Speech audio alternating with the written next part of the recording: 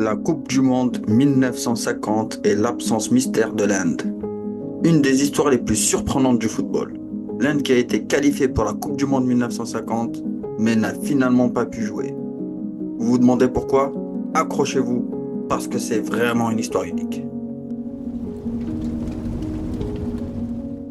Yo l'équipe, on se retrouve pour un nouvel épisode de H2F Story.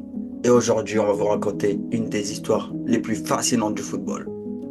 Alors on est juste après la Seconde Guerre mondiale. L'Inde vient de devenir indépendante et commence à se faire un peu remarquer dans le monde du foot. En 1950, elle décroche son billet pour la Coupe du Monde au Brésil, grâce au forfait de plusieurs équipes asiatiques. Pour un pays où le football était encore tout jeune, c'était une chance en or de briller. Dans cette poule de Coupe du Monde, l'Inde devait affronter la Suède et le Paraguay, mais également l'Italie qui était tenante en titre. Mais elle ne disputera finalement aucun match. En cause, la fâcheuse habitude quand les joueurs indiens d'évoluer pieds nus sur le terrain. Or, pour la FIFA, les règles sont claires.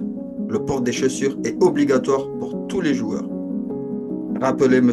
Escartin, membre de la commission d'arbitrage dans les colonnes de France Football, en avril 1950. Les responsables de la fédération indienne ont été officiellement prévenus quelques semaines avant le début de la compétition. Pourtant, 2 ans auparavant, l'ex-colonie de l'Empire britannique, tout juste indépendante, avait participé au tournoi de football aux Jeux Olympiques. Dans l'équipe, ils étaient plusieurs à jouer pieds nus, ce qui ne les a d'ailleurs pas empêchés d'inscrire un but contre la France lors du premier tour, perdu de justesse 2-1. Mais voilà, la Coupe du Monde de football, ce n'est pas les Jeux Olympiques. Tenue correcte exigée sur les vertes pelouses du mondial. Mais il faut savoir que dans cette histoire, il y a 2 versions et les 2 versions sont exactes. D'abord, il y a cette affaire de vouloir jouer pieds nus, mais surtout l'histoire est un peu plus compliquée que ça. Le foot en Inde à cette époque, ce n'était pas encore la priorité. Et puis financièrement, le voyage jusqu'au Brésil, les hôtels, tout ça, ça coûtait très cher. La fédération n'était pas prête à assumer tous ces frais. Et l'organisation laissait aussi à désirer. En gros, c'était plus une question d'argent que de logistique.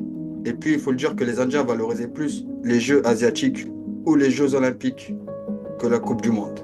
Finalement, avec toute cette histoire, l'Inde est passée à côté d'une belle opportunité d'écrire son histoire dans le monde du football. Et même aujourd'hui, cette histoire reste un mystère qui fait rêver. Imaginez un peu ce que ça aurait pu changer pour le foot indien. Merci à vous l'équipe d'avoir suivi cette H2F Story. Et comme vous le savez ici, on va vous raconter des histoires dont tout le monde n'est pas au courant forcément.